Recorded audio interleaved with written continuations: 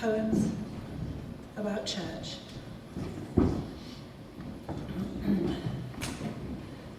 Our dear blue folk. Oh yes, the blue folk were straightforward to get to know.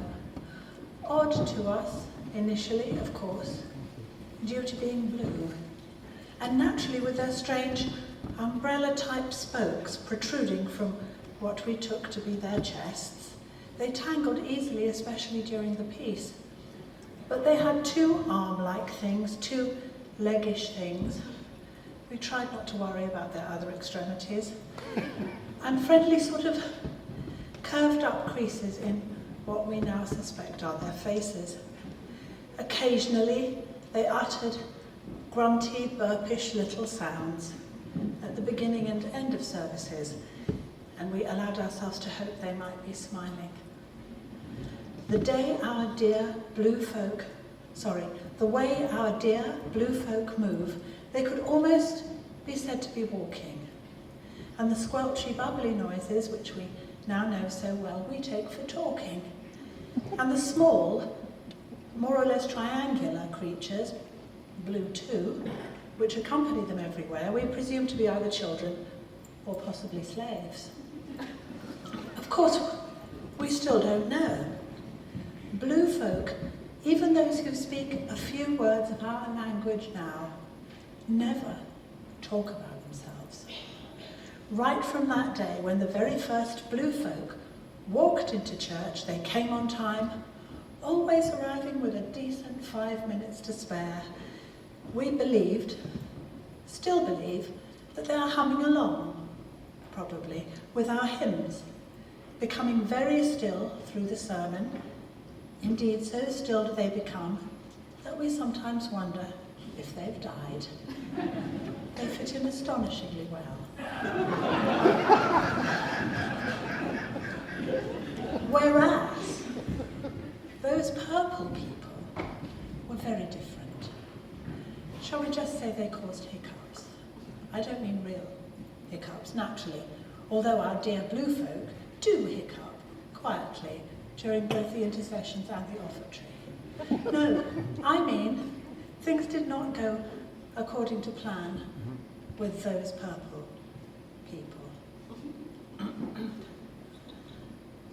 The moment they had learned our language, they began to utter strange, loud prayers, spontaneously.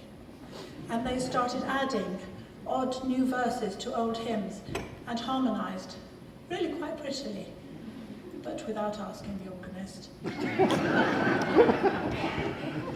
Whereas very little can be said to be off the cuff about our dear blue folk, to whom routine is a watchword. They arrive on time, of course they stay for coffee, which they absorb quite nicely, and then they go, accompanied by their triangular slaves or offspring, home, we presume. But those purple people, when early on they used to come, didn't want to go. I truly believe that they might have built nests in the church, had not some sensible souls, our organist particularly comes to mind, discouraged them kindly but really very firmly. Perhaps the greatest contrast between those purple people and our dear blue folk is that purple people bounce. First, as you might put it, right way up, and then upside down, human-sized, bouncing purple, violet and mauve strangers bounding, flopping up to you, patting gently all over you as if you were pets. This, to us, was the greatest trial. Enthusiasm, perhaps even affection, expressed in such an expansive manner was very hard to take. One cannot but admit that the purple people's ability to mend things was wonderful. They had only to touch our broken electric kettle and our vacuum cleaner and our microwave, and they were all fixed. And they could heal too, you know, they could heal. Cuts, sprains, fractures, probably cancer for all we know, but who would want to find out with all that bouncing? Oh, the terrible, happy bouncing was the worst. Each purple person bouncing and dancing, first on one single 9-toed fuzzy foot, and then suddenly inverting to bump about on their heads, each trying to grasp our hands in their single 9-fingered hand, dancing, expecting us to join them.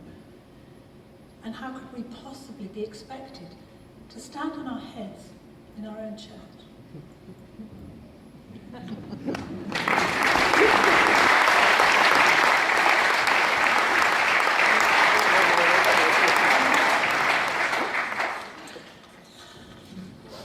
One more.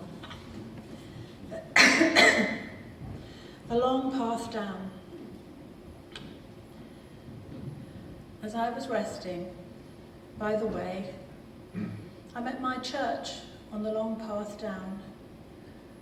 Where are you bound, my dear old friends, and why are you headed out of town? We cannot stop and talk with you, those fine old friends, called back to me. We cannot sit on that fence all day and ponder on the scenery. They would not halt in their descent. I stood in that place, betwixt and between. But what is your reason to go? I called. And what does it mean? We cannot thrive up there, they called. The town is full of ugly dangers, and children sleeping in the streets, and disease, and strangers. We think he must have left, they called. We search elsewhere. And they neared the bend, and their voices stilled as they went from sight, and I was alone, without a friend. I fell on the road, and lay and wept. Such fine old times came back to me. Beloved words, majestic tunes were playing in my memory. So I did not notice his approach. He stopped at my side, and crouching down, he held my hand, and he laughed and said, "Come, we must walk up into town." "Oh, we cannot thrive up there," I said. "The town is full of ugly dangers, and children sleeping in the streets, and disease and strangers." "Up to you," said he to me. "I'm all that's left. Your friends have gone.